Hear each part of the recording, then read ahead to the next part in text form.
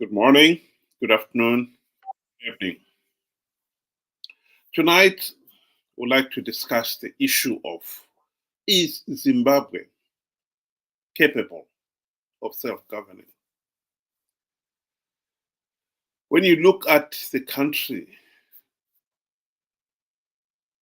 it is a failed state. After 44 years of independence, we are still failing to hold free, fair, and credible elections. And in my view, that is the main reason why Zimbabwe is a failed state. By failing to hold free, fair, and credible elections, we have left ourselves stuck with this ZANU-PF dictatorship.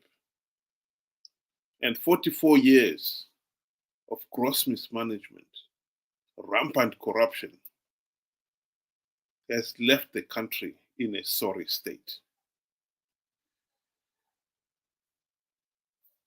And now we can see it. The question then is, and I think it is an urgent question and relevant question, are we capable of self-government? Are we capable of seeing that things are going wrong? Are we capable of coming up with a solution? And tonight, I wanted to base this discussion on what the late Edison Jobo, who was one of the ministers, ZANU-PF ministers in the independent Zimbabwe for a while, what he said. And I think it is a pertinent point that he was raising.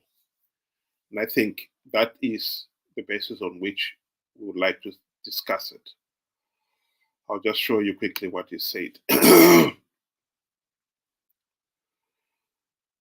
He talked of the Mozambique syndrome. Whenever they lost an argument, he was talking of his fellow ZANU-PF members. When we were in Mozambique, they would accuse you of being a CIA to avoid the substantive issues. Today, they call you an American puppet to avoid responsibility. Ben, what do you think of this Mozambique syndrome? Good day to everybody. Yeah, we are seeing it. The foundation for democracy is the ability for the citizens to be knowledgeable. The ability to make decisions for themselves, the ability to question, to want accountability. And that wanting accountability is what leads to Dr. Zobo's statement to say the moment you ask a question, to why are we doing this? Where are we headed? It doesn't matter whether you are of any political, institution or, political party. The citizens will either label you as either you are a Varakashi or, you are a Mutengesi if it's a ZANU-PF. So I think that is the syndrome that we're experiencing on both the political divides. So, to answer the question, is Zimbabwe capable of, ruling itself with such kind of mentality, that our citizens have? I don't see that happening. We are crushing democracy at every point. If I cannot ask to say, why did President Mnangagwa do this? Why did Nelson Chamisa do this? Now that we are here, what are we going to do? If I cannot ask those questions, simple questions, I'm not going directly to to a particular event, but just a simple question. I am labeled. You have just, squashed every, opportunity that I had to get accountability. So with the current political environment, I would straightforward, quickly to jump and say, Zimbabwe is not capable of governing because the citizens, you know, are the ones that are now to an extent of protecting, their leaders, protecting dictatorship, both within the opposition and ZANU-PF. So it's difficult if you have, citizens that are like that. I think Edson Jobo was a very insightful guy. It's a pity that he found himself in a regime where anyone with any talent, any bright ideas was considered a threat. And so people like him were sidelined.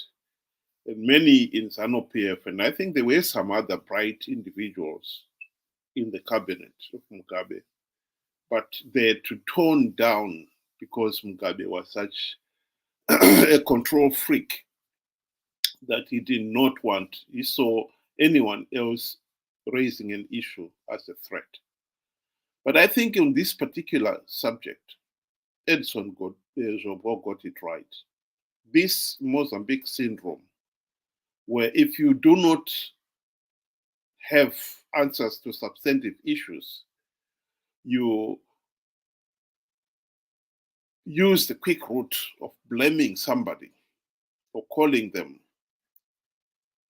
a Murakashi, as you're putting it, Ben, there.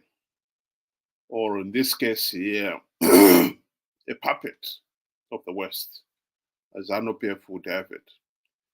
And that the opposition, if you do not say anything, if you say anything critical of the opposition, you're immediately labeled a CIO, the ZANU-PF project, instead of addressing the substantive issues. As much as people fall into that trap, what the people should realize is that the substantive issue does not go away just because you've come up with a way of avoiding it. It still remains, and it demands a substantive answer. And if you do not have a substantive answer, you'll be blundering from pillar to post. And this is exactly what the country has been doing these last 44 years. 44 years of rigged elections. If you focus on the issue of elections, why is it that we have failed to hold free, fair, and credible elections in 44 years, in this day and age? I think the truth is, by the late 1990s, we realized that ZANU-PF will never ever hold free, fair, and credible elections. The regime had no commitment whatsoever to giving the ordinary Zimbabwean a meaningful say in the governance of the country. Their focus was rigging elections to stay in power at all costs. By the late 1990s, people realized that we needed an opposition party that will focus on the issue of reforms, democratic reforms, to ensure elections are free, fair, and credible. And after 24 years now, we've got to admit that the MDC-CCC have failed to implement even one token reform. And when you try to raise that point, the Mozambique syndrome cuts in straight away.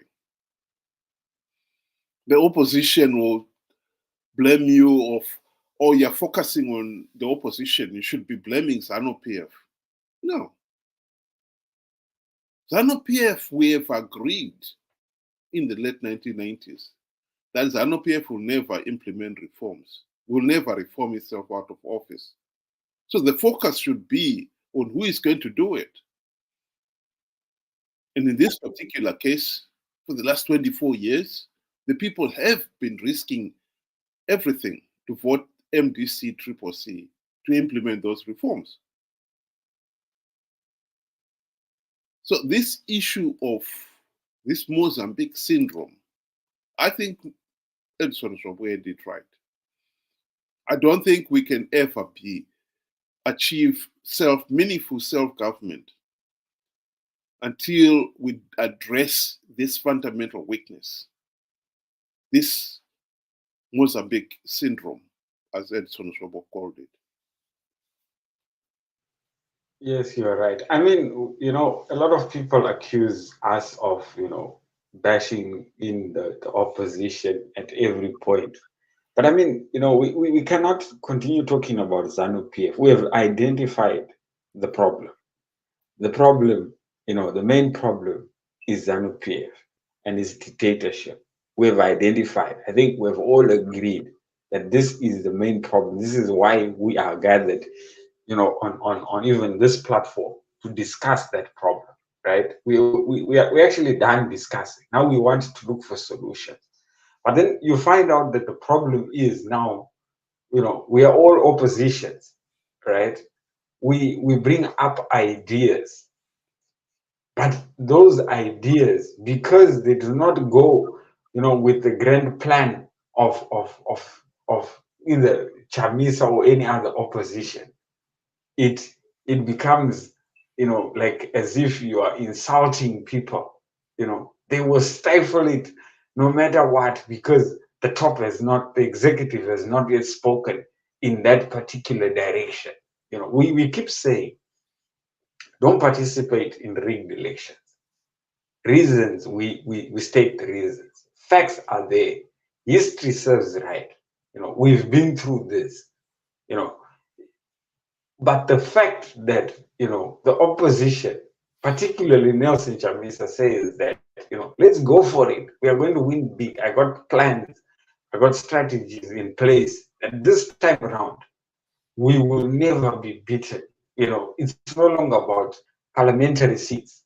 It's now for the big seat. And then 2 million plus people believe, and they go for it, right? And exactly what we were warning to say, you will never win rigged elections. They lose, right? Now, the question is, what then? The moment you ask to say, what then? You are Varakashi.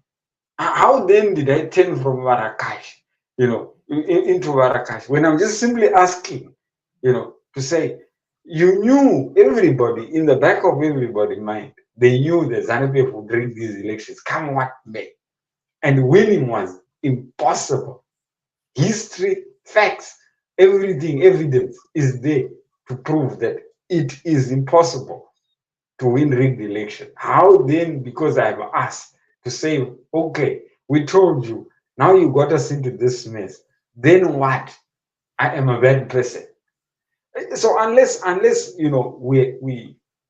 we stop stifling debate and we sit down and we talk and bring up ideas, even though you do not agree with them. This is why with brainstorming we will come up with something that is tangible. But in actual fact, there's only one solution so far.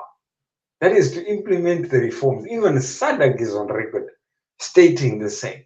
So how can we not see, while it's the outsiders see, that this is your solution? They're actually pointing at every turn. But we, again, the Mozambican syndrome has kicked in. It blocks all possible solutions and drives one person's narrative, making it very, very difficult for democracy to exist in such an environment. So it's not impossible, but it's going to be extremely, extremely difficult. Not because of ZANU-PF, not because of CCC or Chamisa, but because of the citizens of Zimbabwe.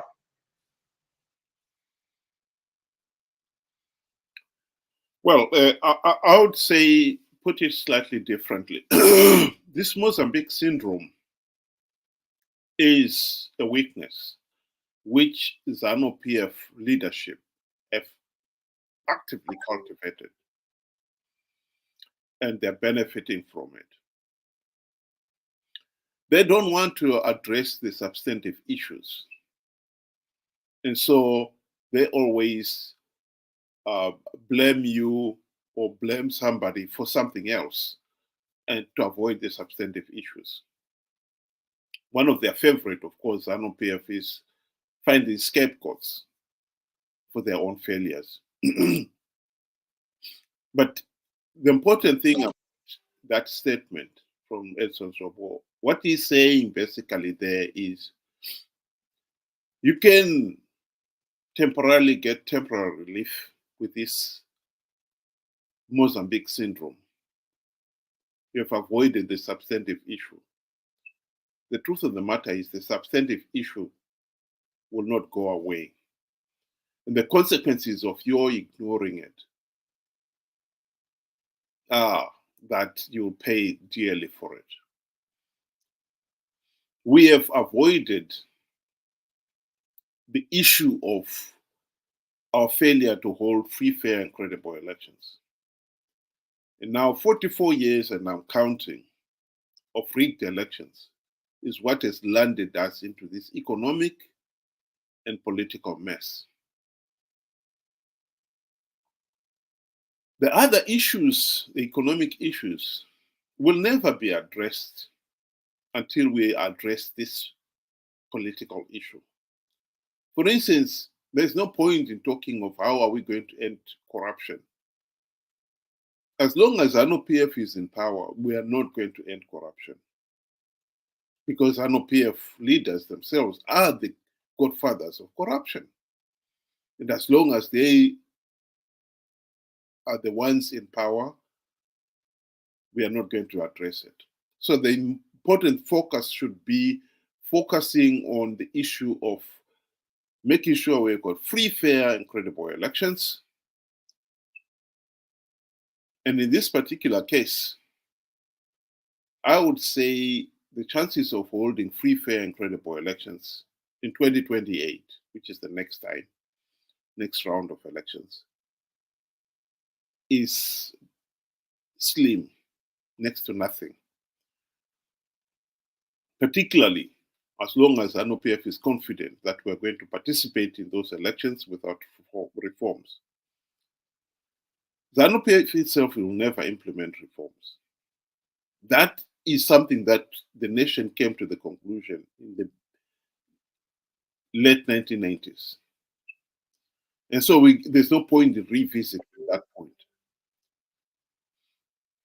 The opposition, as it's presently constituted, Nelson Chamisa and his friends, they will never implement any meaningful reforms.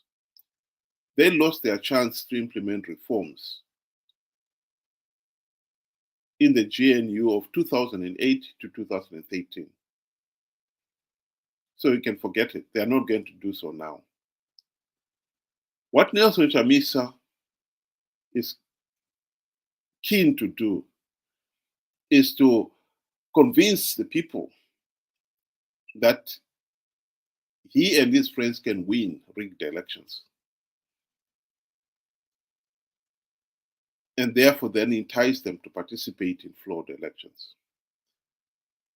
We have seen this, we have heard him say that last year, 2018, and in 2013, Morgan Tsvangirai was leader of the party himself, he said the same thing. We have got to stop this cycle. And I believe we need to confront that lie. We need to tell the people of Zimbabwe, the voters, particularly those Chamisa Chete Chete individuals. They've got this cult personality, cult mentality that Chamisa is a demigod. Chamisa is not a demigod. Chamisa is a corrupt, incompetent ordinary mortal. And in this particular case, the focus on criticizing Chamisa is that the opposition is supposed to implement the reforms, and they have failed to do so. And we must accept that to move on to the next stage, which is to find opposition leaders who will implement the reforms. This has nothing to do with ZANU-PF. ZANU-PF was never going to implement any reforms anyway.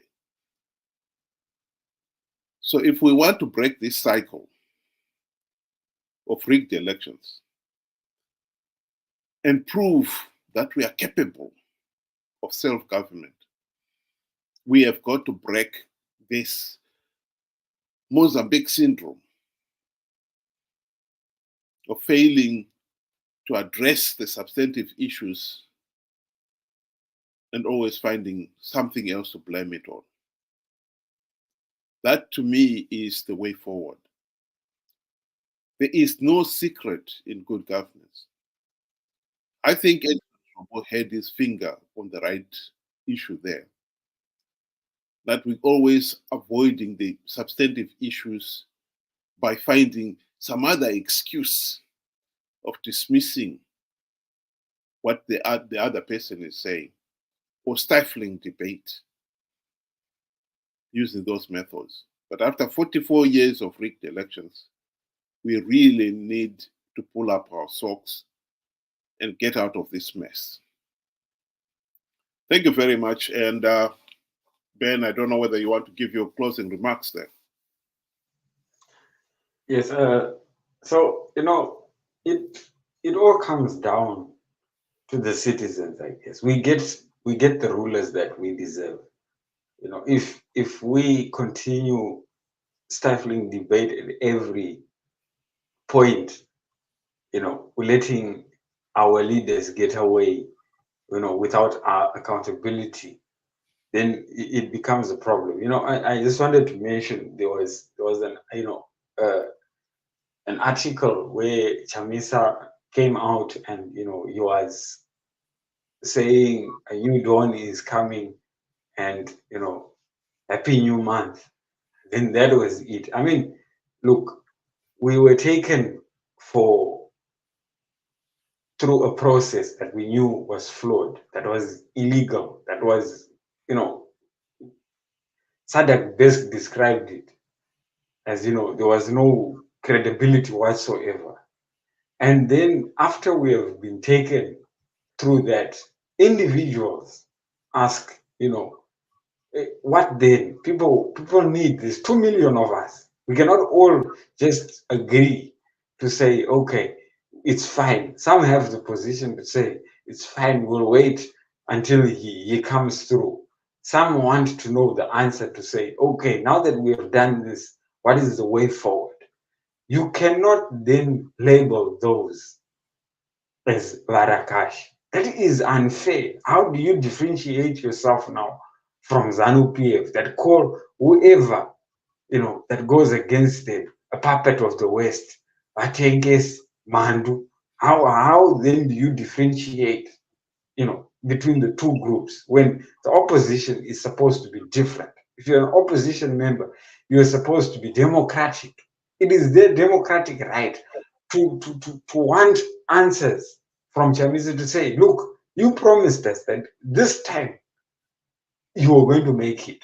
And we risked, ZANU-PF is brutal when it comes to election time.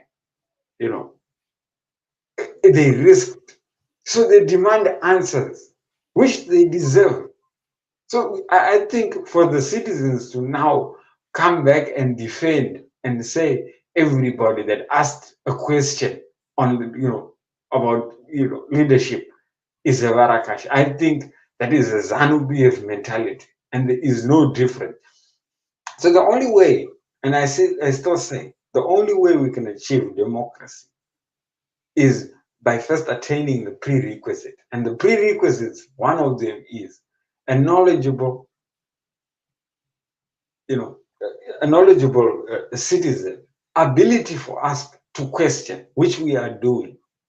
So you cannot then shut us up, and then you expect, for us to go through the process to attain change. That is impossible. So it now comes to the citizens. I don't blame these here political parties. They're in it for money wise. They're in it for the perks and the gravy train. But for you and me, this is our livelihood. And we should be thinking in that direction, not just, because it's Nelson Chamisa, it's Idi Mnangagwa. There will be others that will come, in their stead. So hope is not lost. This is the time where we need to get accountability, and from every point that we feel that this year we do not understand, then we need to have accountability from our leaders. Thank you. Thank you. I'll give the last word to this lady who said, I think, something that is simple and yet profound. When you're dead, you don't know that you're dead. But it's really difficult for others. It's kind of the same like when you're stupid.